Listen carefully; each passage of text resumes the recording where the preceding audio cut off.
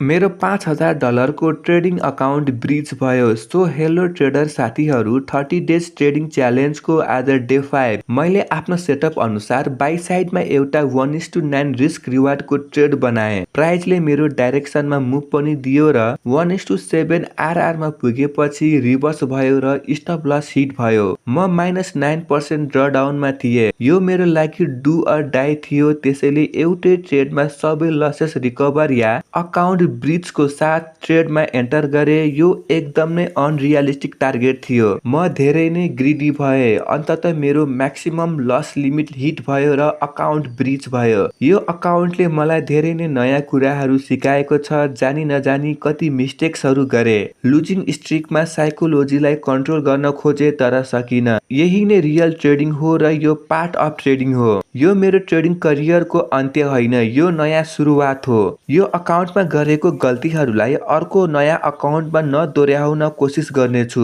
म फेरि नयाँ अकाउन्टको साथ आउनेछु। डिसिप्लिन र रुल्सलाई फलो गरेर उही पुरानो ट्रेडिङ सेटअपलाई फलो गर्नेछु।